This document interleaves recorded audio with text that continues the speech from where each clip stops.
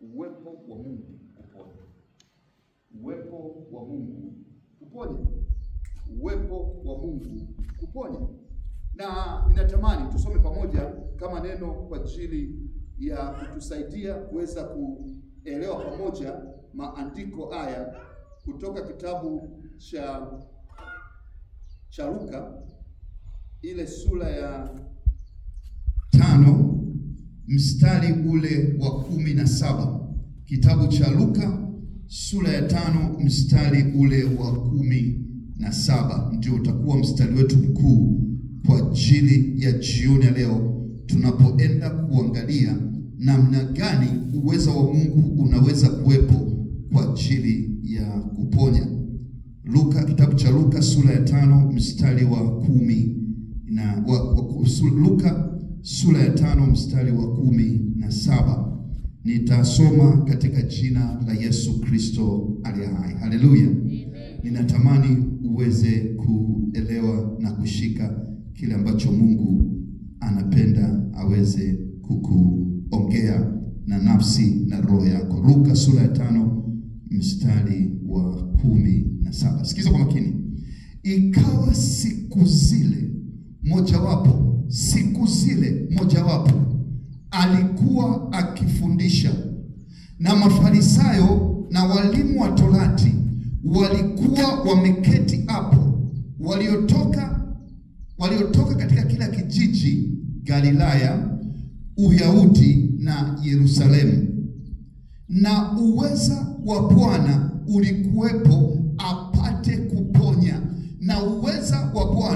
ulikuwepo apate kuponya. Kumbuka ameanza kusema tazama moja ya siku hizo, kwamba kuna siku nyingine uweza wa Bwana ulikuwepo kuponya. Na naomba uelewe, twende taratibu. Anasema mojawapo wa siku hizo, ina maana kuna siku nyingine ambapo na uweza wa Bwana haukuwepo kuponya. Ina maana kuna mazingira yaliyotokea yakafanya uweza wa Bwana uweze kuponya. Ndio maana Bwana Yesu alipokwenda katika mji mmoja katika Wayahudi, wale watu hawakumwamini. Na Biblia inasema wazi alifanya miujiza na uponyaji mdogo mahali hapo, kwa sababu walikuwa wameshindwa kuamini nini alichokisema. Kwa ina maana kuna nguvu inasababisha watu wapokee uponyaji. Swali ni kwamba Wakristo leo mpaka watu wanacheza sanaa makanisani ili kuonyesha watu wamepona, kumbe ni uongo. Kwa nini? Kwa sababu nguvu ya Mungu kuweza kuponya haipo. Sasa tunahitaji nguvu ya Mungu kuweza kuponya. Wakristo wengi mpaka leo ni wagonjwa. Wakristo wengi mpaka leo wana maradhi kuliko hata watu dunia. Jirani yako anaweza kuwa mtu wa kawaida kabisa, wala haendi hata kanisani, lakini ni mzima wa afya. Lakini wewe ambaye muumini Kristo, ukisema Kristo ni mponyaji, unatia huruma kwa sababu afya yako imeharibika. Nini kimeharibika? Ndio maana kuna wanatheolojia wengine wakasema, unajua Yesu alifanya ile miujiza kwa ajili tu ya kujionyesha kwamba yeye ni Mungu. Sasa hivi hakuna miujiza tena. Watu wamefika tu wanaamini hivyo. Lakini lazima tujiulize, kwa nini kuna wakati Yesu alipokuwa anatembea kulikuwa na nguvu ya Mungu kuponya, na kuna wakati Yesu alipokuwa anatembea kulikuwa na nguvu, hakuwa na nguvu ya Mungu kuweza kuponya? Hapa kijana bali napenda tuangalie kitabu cha Yohana Mtakatifu sura ya 20 mstari wa 30. Yohana Mtakatifu sura ya 20 mstari wa 30. Biblia inasema, basi kuna ishara nyingine alizofanya Bwana Yesu mbele ya wanafunzi wake zisizoandikwa katika kitabu hiki. Kuna maajabu na uponyaji mwingine mwingi ambao Bwana Yesu alifanya mbele za watu na mbele ya wanafunzi wake, ambazo hazimo kwenye kitabu hiki. Angalia mstari wa 31. Lakini hizi zimeandikwa mpate kuamini kwamba Yesu ndiye Kristo mwana wa Mungu, na kwa kuamini muwe na uzima katika jina lake. Kwa ameenda kitu kimoja. Unajua ukitaka kujua maandiko, angalia anapoendea vizuri. Ameanza amekwambia hizi zimeandikwa kama ishara ili muweze kuamini. Lakini anamalizia vizuri. Anasema mkishaamini msio wagonjwa. Yaani ungeweza kusema kwamba labda zilikuwa ni ishara tu, yalikuwa ni matendo ya ajabu. Bwana Yesu anasema kazi nizifanyazo nyinyi na nyinyi mtazifanya na kuzidi. Kwa ina maana zile ishara alizofanya Bwana Yesu, kuna mazingira ambayo unaweza kuyajenga ukaweza kufanya vile vile. Watu ukiwa kazini, ukiwa mtaani, wakakuita njoo tusaidie, kuna mgonjwa, njoo tusaidie, kuna hili. Kwa sababu akikuangalia wewe mwenyewe, anasema yeye aniaminie mimi, japokuwa anaweza kuwa amekufa bado anaishi, kwa sababu uzima wa milele unatembea ndani mwake. Sasa uzima maana yake afya. Kwa kuna mtu anatafsiri kiroho, wanasema unajua uzima ule ni wa kiroho. No, uzima ni afya. Njooni kwangu nyinyi nyote mnaosumbuka na kulemewa na mizigo, nami nitawapumzisha, na mzigo wangu ni mwepesi, nanyi mtapata raha nafsini mwenu. Wanasema kwa mgonjwa unakuwa na raha. Kwani injili maana yake nini? Ukiambiwa habari, nenda kuhubiri injili maana yake nini? Habari njema. Habari njema zinapatikana wapi? Kitabu cha Mathayo sura ya ngapi? Ya 5. Anasemaje? Hem, tuangalie. Nataka tuone taratibu, kwa sababu ukielewa somo la leo, ugonjwa huwezi kukugusa. Ukitaka ugonjwa utafute wewe. Lakini ni marufuku ukawa Mkristo alafu unasema unajua ni sehemu ya majaribu. No! Hiyo ni imani. Imani huja kwa kusikia na kusikia neno la Kristo. Kama utachemsha mwenyewe ukasikia kitu ambacho sio sahihi, ina maana utakuwa umepokea kitu ambacho sio chenyewe. Sikiliza kwa makini. Mathayo sura ya 5 kuanzia mstari wa 5. Sikiliza maana ya habari njema. Mtu akisema naenda kumhubiri Yesu, tunataka tuone mambo hayo. Sikiliza anasemaje? Anasema naye alipoona makutano alipanda mlimani. Alipokwisha kuketi, wanafunzi walimjia. Akafumbua kinywa chake, akawafundisha, akawahubiria injili ya kwanza. Heri walio maskini wa roho. Akusema maskini wa mwili. Sio kwamba Biblia imekosea. Maana kuna watu wanadhani kwamba umaskini wa kukosa chakula na kukosa ugali ndio umaskini wa Kristo. No. Amesema umaskini wa nini? Wa roho. Maskini wa roho ni mimi na wewe. Hata leo tungekaa nyumbani, lakini tumejiona tunahitaji nguvu ya Mungu, tunahitaji kupata chakula kipya cha kiroho, tunahitaji kusimama tena nyumbani mwa Mungu, tunaenda kujifunza nyumbani mwa Bwana. Maskini wa roho. Anasema ukiwa maskini wa roho, kitakachotokea, sikiliza. Anasema maana ufalme wa mbinguni ni wao. Hajasema watapata utajiri. Naomba ukumbuke. Amesema maana ufalme, maana kwamba umaskini wa kiroho ni mpaka Yesu anarudi. Sio mara moja. Huo ni wa milele. Leo ningekuwa sio maskini wa kiroho, nisingejiandaa hata kuja kufundisha masomo. Ningejua mimi ni tajiri, najua vitu vingi kwenye Biblia. Naomba nikwambie ndio kufunguka kwangu kwa ni hapo hapo. Unapoendelea kuwa maskini na uhitaji wa kiroho, unahitaji maombi, unahitaji kumtafuta Mungu, ndio maskini wa kiroho. Hajasema umaskini wa kimwili. Umaskini wa kimwili havina uhusiano na kiroho. Ndio maana hakuna uhusiano kati ya kuokoka na kuwa tajiri. No! Tajiri fanya kazi. Mungu ameweka kanuni nyingine kabisa. Utajiri omba Mungu neema akupe mawazo mazuri kuanza vitu fulani vya maana. Havina uhusiano. Kwa lakini utapata ulinzi, na maana kwamba ukipata ulinzi wa afya njema, ukapata ulinzi kinyume cha mapepo na majina wachawi, lazima utakuwa tajiri unless umechanganyikiwa akili yako, unafanya mambo ambayo sio yenyewe. Haiwezekani. Una miguu miwili, una mikono miwili. Haiwezekani.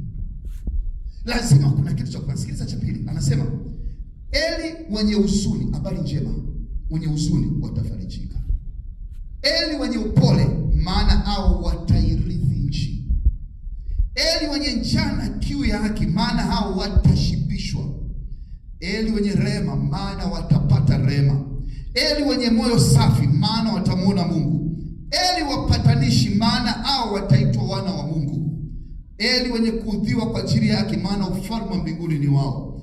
Eli nyinyi watakapowashutumu, kuwaudhi na kunena kila neno baya la uongo kwa ajili yangu, furahini na kushangilia, kwa kuwa thawabu yenu ni kubwa mbinguni, kwa kuwa ndivyo walivyowaudhi manabii waliokuwa kabla Nataka kuongea nini? Naongea habari za ufalme wa mbinguni.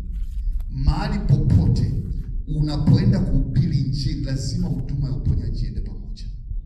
Na huwezi kuongea uponyaji wakati mwenyewe unaumwa. Hauwezi kuwa na ugonjwa wa kisukari, kisabuni, kichumvi chumvi, alafu unaenda kuambia watu kama unaweza kuponya. Unatokea wapi? Lazima tuangalie msingi, wapi tusimame. Kwa sababu mponyaji mzuri ni anaanza ndani ya nyumba. Huwezi kumwambia mwenzako hii ni dawa akati mwenyewe hujawahi kuitumia. Ni lazima umeonja, ukamwona Bwana ni mwema, na unapoambia wengine wanapokea nguvu ya uponyaji. Kwa hiyo lazima tuanze ndani. Vinginevyo inakuwa ni unafiki. Unamhubiria Yesu ambaye wewe mwenyewe unaumwa. Twende taratibu. Kitabu cha Warumi sura ya 10 mstari wa 17 ni mstari ambao ndio ukumbuke kama Mkristo yote. Nafikiri na ujue. Imani huja kwa kusikia. Na kusikia neno la Kristo. Hapa napoongea kuna watu wanasema huyu anaongea vitu vyake. Mimi siongee mambo yangu, nafuata maandiko yanasema nini. Uwezo wa Mungu ulikuwepo kuponya. Jiona leo uwezo wa Mungu kuponya. Sasa sikiliza kwa makini. Tangu Biblia inaanza, kitabu cha Agano la Kale lote, watu walikuwa wanasumbuliwa na aina mbili za magonjwa. Moja ilikuwa rahisi, kwa sababu Biblia tangu imeumbwa kuanzia kitabu cha Ezekiel sura 47 na Ufunuo 12:7 zote zimeeleza kwamba majani ya miti ni dawa. Kwa katika Israeli walikuwa wanatumia majani sana. Walikuwa wanatumia Gileadi, msitu wa Gileadi kwa ajili ya uponyaji. Lakini kuna kimoja kilishindwa kupona. Kinaitwa mapepo na majini. Na mtumishi wa Mungu Paulo kakiweka vizuri katika kitabu cha Waefeso sura ya 6 ule mstari wa 12. Kwa maana kupigana kwetu si juu ya nini? Damu na nyama, bali juu ya nini? Juu ya wafalme, juu ya wakuu, juu ya mamlaka, juu ya mapepo mabaya katika ulimwengu wa roho. Kwa kimoja kilicholeta tofauti kati ya Agano Jipya na Agano la Kale. Zamani mtu akipata pepo anaenda kumpunga. Kupunga anachukua kama unafanya usaili kule Dar es Salaam. Inabidi mwanze kulipuliza ile pepo liweze kutoka au litulie. Ndio kutuliza, anasema kidi chao kimekamatwa. Mtu alikuwa anafanya hivyo. Lakini hayo pepo alikuwa hatoki kwa sababu pepo hakai peke yake. Pepo anakaa zaidi ya mmoja. Mtu akiwa na pepo la uzinzi, ujue atakuwa na pepo la ulevi. Kama ana pepo la ulevi, ujue ana pepo la uongo. Kama ana pepo la uongo, ana pepo la udhaifu fulani. Mapepo huwa yaani peke yake, yanakwenda pamoja. Na mtu yote mwenye pepo, maana ana pepo wengine 7. Hiyo ndio maandiko yanasema. Hamna pepo linalokaa lenyewe. Lazima kuna kingine nyuma yake kuweza kufanya kazi katika hilo. Sasa, mtuone taratibu. Nguvu ya Mungu ilikuwepo kuponya. Kuna magonjwa yanasababishwa na mapepo. Kuna magonjwa yanasababishwa na hatari ya mwanadamu alivyo. Hana pepo hata kidogo ndani yake. Nataka tuwe taratibu ili tuelewe mistari inayokwenda vizuri. Kitabu cha Marko sura ya 6 mstari wa 13. Hebu tusome. Anasemaje? Marko sura ya 6 mstari wa 13. Tuangalie pamoja. 6:13. Anasemaje? Labda tuanzie 11, 12. Sikiliza kwa makini. Wakatoka kina nani? Wanafunzi. Wakahubiri kwamba watu watubu. Sikiliza kwa makini. Ina maana watu wanahubiriwa wafanye nini? Kwa ina maana kitu ambacho ni kigumu kwa Mungu kuweza kuponya ni nini? Dhambi. Kwa la kwanza, ukiona upone ugonjwa wako, kila siku unauma ugonjwa ule, maana yake kuna dhambi hujatatua katika maisha yako. Ina maana kuna dhambi ambayo bado imeendelea kukamata katika misingi fulani ya maisha yako. Na hiyo dhambi imeshindwa kutoka. Anasema wakawaambia tubuni. Sikiliza mstari wa 13. Wakatoa wengi, pepo wengi. Pepo anatoka kwa kumkataa. Wewe kama ni Mkristo, kama una pepo la uzinzi, kama una pepo la wizi, kama una pepo la hasira, kama una pepo la chuki, lazima uliambie, wewe chuki, toka kwa jina la Yesu. Na pale pepo anaondoka. Unaweza kuzani hajasikia, lakini naomba nikwambie, azitapita dakika 5, azitapita dakika 10, lazima iondoke.